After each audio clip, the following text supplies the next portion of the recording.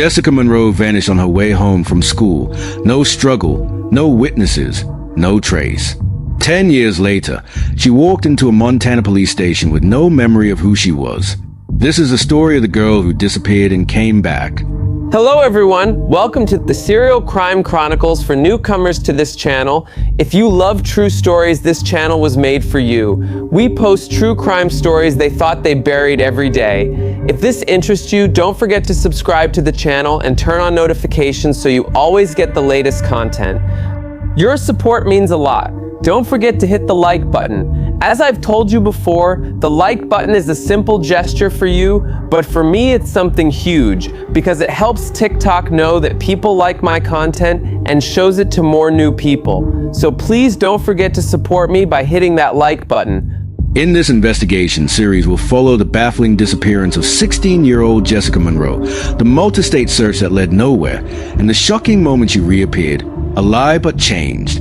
Was she taken? Did she run? Or is there something far more sinister still hiding in the shadows? It was October 17th, 2014, in the small town of Three Rivers, Oregon, a quiet, forest-lined community nestled between Salem and the Cascade foothills. Jessica Monroe, a bright and artistic 16-year-old junior at Three Rivers High, was last seen leaving her after-school drama rehearsal. She had texted her mom that she was walking home, just 1.2 miles away.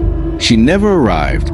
Jessica lived with her single mother, Michelle Monroe, a nurse who worked nights, and her 11-year-old brother, Caleb. She was a good student, had a small but close-knit group of friends, and showed no signs of wanting to run away.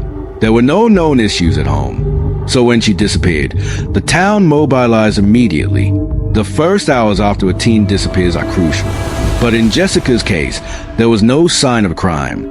No tire marks, no dropped belongings, no calls from her phone. She had simply vanished along Maplewood Road, a quiet street flanked by woods. Authorities initially labeled her a runaway. Michelle insisted otherwise. She was excited about her school play, she told reporters.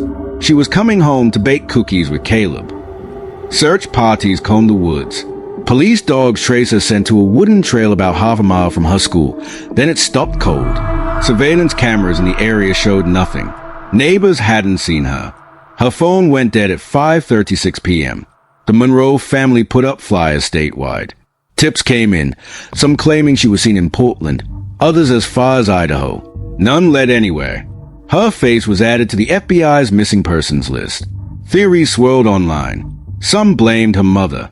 Others suspected a traveling construction crew that had been working on a nearby road that week.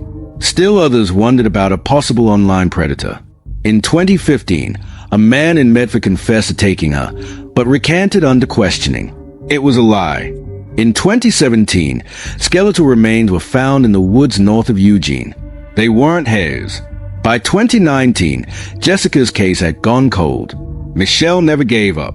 Each year on the anniversary, she held a vigil at the school. Then, on April 3rd, 2024, a young woman walked into a sheriff's station in Flathead County, Montana, 600 miles away. She had no ID, but told deputies she believed her name was Jessica. After hours of questioning, fingerprints confirmed it, Jessica Monroe. To keep up with this series and even more interesting true crime stories that never came to light until now, hit the red subscribe button. Now back to the story.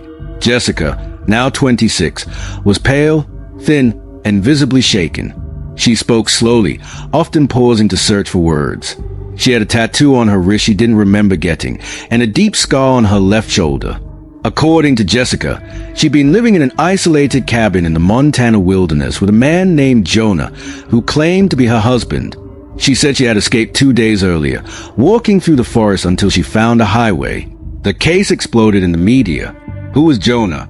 How had no one seen her for a decade? And why didn't she remember where she'd been? The investigation into Jessica's time away and the man she called Jonah was just beginning. What it uncovered would shock even veteran detectives. When detectives arrived at the site Jessica described, a remote cabin 12 miles north of Kalispell, they found it burned to the ground. Neighbors, few and far between, claimed they'd seen smoke 2 days prior. One elderly man said he occasionally saw a woman walking out to get water, but thought she was a hiker. Investigators searched the area thoroughly. In the ashes of the cabin, they found signs of life: a scorched mattress, canned goods, an old generator. In a nearby shed, forensic teams recovered restraints, women's clothing, and Polaroids of Jessica, some as a teenager, some more recent. Her hair being cut differently in each photo, and in all of them, she looked terrified. A forensic team also found the remnants of an old flip phone. While damaged, the SIM card was partially readable. Records showed a single incoming number repeatedly contacted the phone over the years, one registered to a prepaid line under the name Jonah Weaver. Who was Jonah? The name yielded nothing in Montana databases, but a facial composite made from Jessica's vague recollection was circulated. Days later, a tip came from Wyoming. A park ranger had seen a man matching that description several years earlier traveling with a teenage girl in a rusted blue pickup. More leads surfaced. A former gas station clerk remembered a man who paid only in cash and never let the girl out of the truck. Surveillance footage from 2021 in Coeur d'Alene showed a man and young woman, blurry but similar in description. The FBI issued a BOLO, be on the lookout, alert across 6 states. Still, Jonah remained elusive. Meanwhile, Jessica struggled to recall the full timeline. Trauma therapists believed she was suffering from dissociative amnesia, a condition often linked to prolonged abuse. In therapy sessions, Jessica began describing a locked basement, a generator that only worked at night, and a notebook filled with rules Jonah forced her to memorize. Things like don't speak unless spoken to, and no windows open after 6. She remembered being taken in a van, waking up tied down, then driven through the mountains. She remembered Jonah wearing a fake beard at first, changing his name to Ben for months, then back again. One particularly chilling moment came when she said, "He told me my family forgot about me, that they moved away, that I wasn't real anymore." The FBI now believed Jessica had been abducted and held for nearly a decade, transported between isolated areas. But without Jonah in custody, key questions remained unanswered. In June 2024, a hunter in Flathead National Forest turned in a waterproof box he found buried near a creek. Inside were journals, written by someone calling himself Jonah. One passage read, "She forgetting the days now. She's mine. The woods protect her.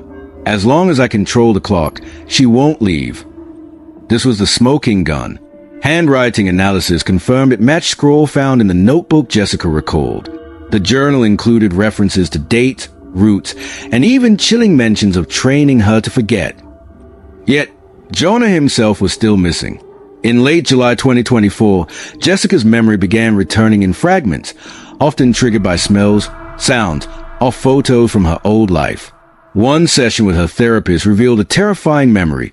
She recalled seeing Jonah's reflection in a mirror behind her while someone else spoke. 2 different voices. 2 personas.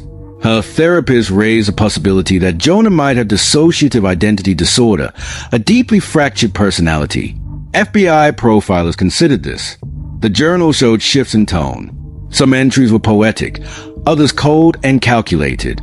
Ben might have been more than a fake name. It might have been another side of him. Meanwhile, back in Oregon, Michelle Monroe was finally reunited with her daughter. Their emotional reunion, captured quietly by local press, went viral. Jessica's brother Caleb, now 21, barely remembered her but hugged her tightly. Forensics teams traced a truck described in reports to a vehicle abandoned in Idaho. Inside, dog hair, food wrappers, and another burn phone. DNA evidence matched Jessica's hair and an unknown male, possibly Jonah. Then came a bombshell. A woman in Sandpoint, Idaho, called in a tip. She believed Jonah was her ex-boyfriend, Jack Weaver, a recluse with a history of mental illness. He vanished in 2022 after a psychiatric evaluation flagged him as a risk to himself and others. His photo matched the composite. He'd worked odd jobs across northern states under aliases, using fake IDs. A fingerprint match on the journal confirmed it. Jack Weaver was Jonah. But there was one final twist. Justice or mystery. In August 2024, a fisherman on Flathead Lake discovered a badly decomposed body caught in driftwood. Dental records identified it as Jack Weaver. Cause of death, apparent suicide. A revolver was recovered nearby, along with a final note. It read, "I gave her a better world. She never wanted to leave." Jessica's nightmare had ended, but justice was complicated. There would be no trial, no confrontation, no direct answers from her abuser. Just silence. Jessica Monroe is now safe. She's working with trauma counselors and advocates for other survivors of long-term abduction. She has begun speaking publicly, slowly, cautiously, about what happened to her. Her case reignited national conversations about missing persons, psychological abuse, and how quickly cases go cold when early clues are missed. So what really happened in that cabin for 10 years?